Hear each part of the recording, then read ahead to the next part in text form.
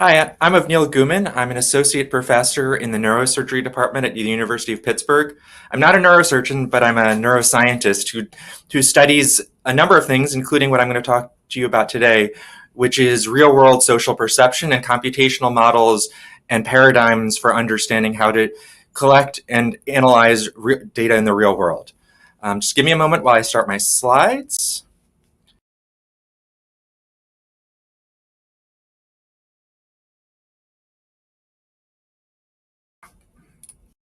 It opened on the wrong slide.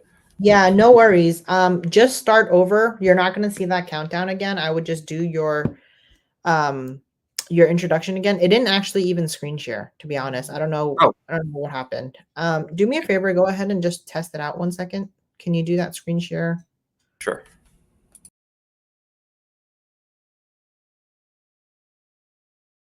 It worked this time. It worked this time. So it's okay. Like, why don't we start over? I'm just going to cut this out. Okay. You're not going to see that countdown again. You can begin. I'm going to mute myself, and then you can begin whenever you're ready. Sounds great. Hi, I'm Avniel Ghuman. I'm an associate professor in the neurosurgery department at the University of Pittsburgh. I'm not a neurosurgeon, but I am a neuroscientist in the department, and I study a number of things generally involved in high-level vision, objects and faces and such. And we've been doing a lot of work on real-world social perception. So I'm going to tell you a little bit today about some of the work we've been doing, including computational models and paradigms for understanding vision in the real world. Just give me a moment for me to share my screen.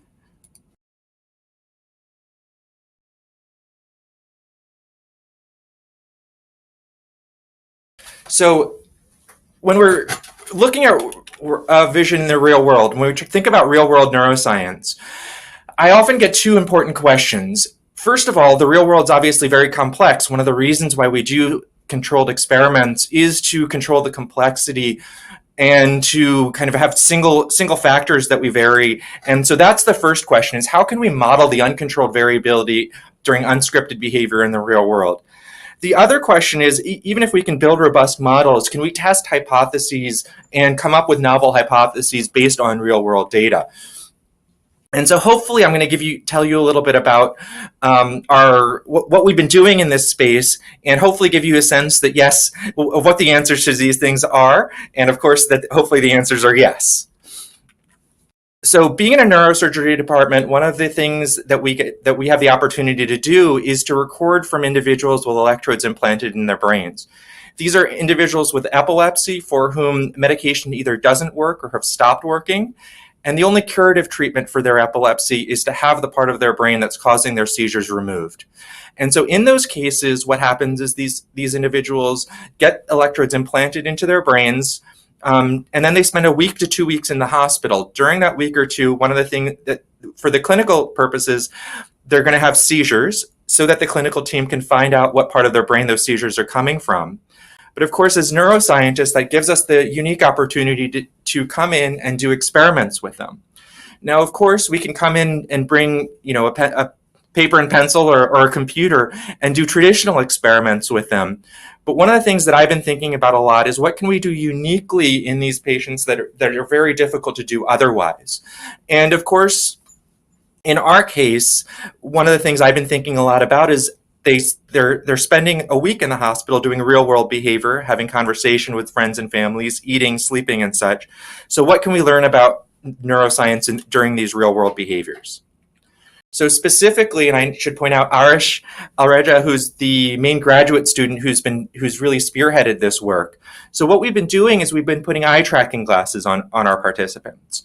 And so these eye tracking glasses have two inward facing cameras so that you know exactly where they're looking, that tracks their eyes, and an outward facing camera that captures their field of view so that you know both where they're looking and what they're looking at. And so here's a single frame, an example of our data. So what you see on the left is a single frame from the eye tracking camera. The orange cross is where the participant was looking.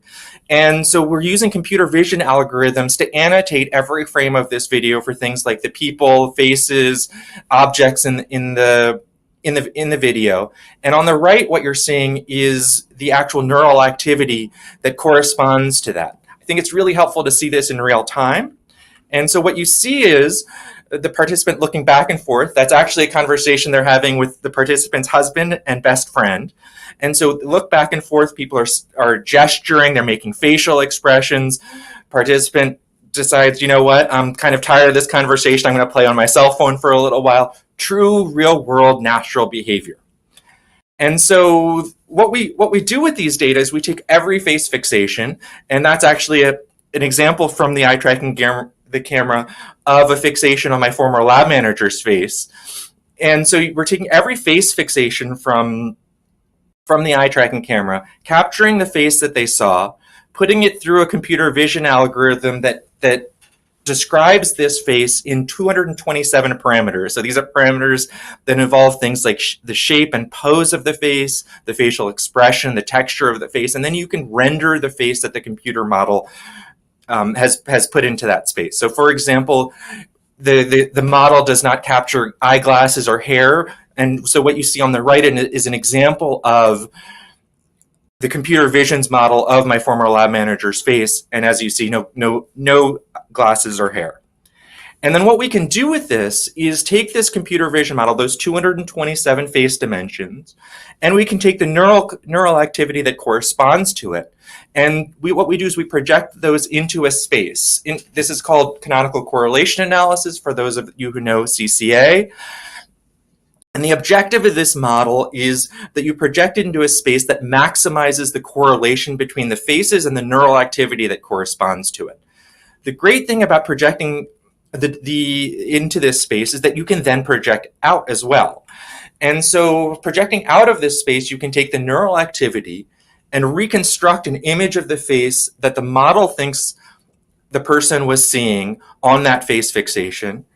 And similarly, you can take the face fixation and create and project out an image of the neural activity based on the face information alone. So I wouldn't be telling you about this if it didn't work. So just to give you an example, here's again my former lab manager. Here's the computer vision model of his face. And then here's his face reconstructed based on his brain activity alone. Now, of course, during the face fixation, the faces are moving. And now our models actually reconstruct not just the face itself, but the face motion. So that's my former lab manager. That's actually the participant's daughter, and that's the participant's husband again. So truly reconstructing the face and the face motion of what a person's seeing on a particular fixation during natural behavior. And just to show that I'm not cheating, here's a bunch more examples. What you can see is when for example, you can tell the difference between the identities of the faces, and when the faces are moving more, our reconstructions move more. When the faces are moving less, our reconstructions are moving less. Now I call that our parlor trick. It's a very cool parlor trick, but ultimately being able to reconstruct what a person's seeing out of their brain activity is cool, but it doesn't necessarily, but to do real neuroscience, we need to do the other way around.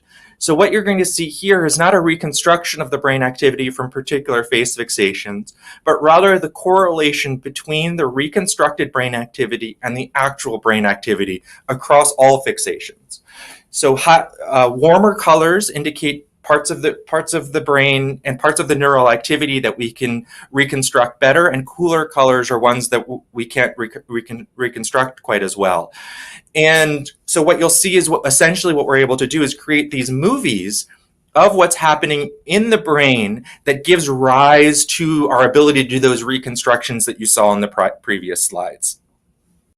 And so one of the things I'd like to point out is some of the regions that become really important, and we now have 5 different participants who've done this task, and this area it ends up being important in all of them, is posterior STS and kind of the intersection between the occipital, temporal, and parietal cortex, which is known to be very important in social visual processing.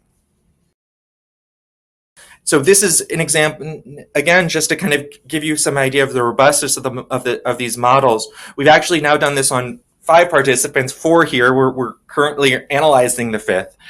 And what you can see is we have significant face reconstructions and neural reconstructions in every single participant. And what we've done here is actually turn this into a pairwise problem. So taking pairs of fixations, are we classifying it as the right fixation or not? And we get above chance classification both if we use pairs of fixations where the participants were looking at different people and ones when they were looking at the same person. Okay, so hopefully that tells you that we can in fact build robust models, robust statistical models that can model the uncontrolled variability during unscripted behavior in the real world. So the second question that we're often posed and that I'm posing here is, what can we learn about the neural code this way? And particularly, can we test hypotheses in this kind of about how faces are encoded in this real world data? So what we asked was, for example, so what we thought was, okay, a person's resting expression may be a very important representation in the space for coding a person's face. So for example, different expressions may be coded relative to this resting expression. So the first thing that we asked was this: can we tell particularly the difference between a resting expression and a small smile? So that is to say, we may be more sensitive to small changes from this resting expression versus the difference between a large smile and a slightly larger smile. So in this particular example, the visual difference between the large smile and the larger smile is exactly the same as between the resting expression and the coy smile. And I don't know about you, but personally, I can barely tell the difference between the large and larger smile, but I can certainly tell the difference between the resting expression and the coy smile. And so this also makes sense, right? We need to be able to tell if someone's happy or not, but if they're very happy or slightly more happy, we can be a little bit less sensitive to that difference. And so this is actually exactly what we found out of the brain. So what you're seeing here is on the y-axis is the neural prediction error. What that means is if we project the neural data into that latent space that I was telling you about before, and we project the visual information into this latent space, then if they're closer together, that's lower error. If they're further apart, that's greater error. And so what you're seeing in this case is as we're getting closer to that resting expression, the error goes down. So we are more sensitive and we are better able to tell the difference between faces that are very close to that resting expression and our ability to tell the difference, that is to say, our representation's a little bit more coarse as we get further away from that resting expression, in line with our hypothesis. The second question that we asked is, again, okay, so if we look from this resting expression, we might think a tangential movement in this space means that we're changing the kinds of expression, that there's a difference in the kinds of expression the person was making in that fixation. A radial step in this space changes the magnitude of that, is a difference in the magnitude of that expression. So for example, we may, and so what we're asked is the brain differentially sensitive to these kinds of radial expression differences versus intensity differences? Again, so we can think about this in terms of, we need to know if someone's smiling because they're sympathetic versus happy. That's very important for us to know the difference. Versus if they're very happy or slightly more happy, we might be a little bit less sensitive to that. And that's exactly what we found. So what you're seeing now is how much the neural activity changes for a difference in the facial expression. So the brain, there's a greater slope of the regression for tangential differences in the face than there are for radial ones. So the brain is more sensitive to the same amount of visual difference but a step in the tangential direction. That is to say, a change in the type of expression than its intensity. So putting these together, what we get is a kind of tuning space that looks like these ovals. And so what you're seeing in these ovals is this idea is how kind of coarse the representation is in different directions. So we have a sharper representation in the tangential direction. So these ovals are narrower in the tangential direction, longer in the radial direction. That's the differences in slopes I just told you about. And the size of these ovals gets smaller as you get closer to the resting face. And that was what I was telling you before about the error getting smaller as you get closer to the resting face. Now, interestingly, we're actually now taking this idea of these ovals that we figured out from these real world recordings in the brain, and we're now doing a behavioral experiment to see if perceptually, in fact, we get the same sort of oval representation in the perception of faces. And that's actually kind of one of the big messages I want to send, is that we can take this kind of real world data. The first part of what I was talking about shows that we can build robust models to model the unconstrained variability in the real world. And then B, the second half told you that we can test specific hypotheses about what might be going on, how the representation of these natural expressions go.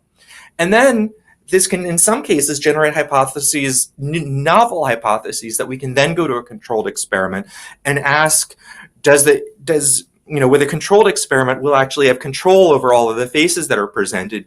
And so we can more richly sample the space and ask, is this in fact what we see for perception in the real world? And so just to give you kind of an overview, that, what we've done here is, we've shown that we can model the uncontrolled variability in the real world, and that we can build these robust models by using this kind of canonical correlation analysis that I was telling you about, to maximize the correlation between what's going on in the neural activity and the visual activity. And then we can use that information to actually test hypotheses about what faces might be doing. And so I always want to make sure that I end my talks by thanking particularly the patients and, of course, the clinical staff, but the patients and their friends and families in particular, who are willing to give some of their time in what's really, of course, a kind of complicated situation. They've just had a brain surgery, in order to figure out what other part of their brain should be removed to hopefully help address their seizures, and they're willing to give some of that time up to us so that we can learn a little bit more about what's going on in the brain and understand things about real-world neuroscience. So thank you all for spending some time listening to my talk, and I just want to make sure I thank the patients and the staff again.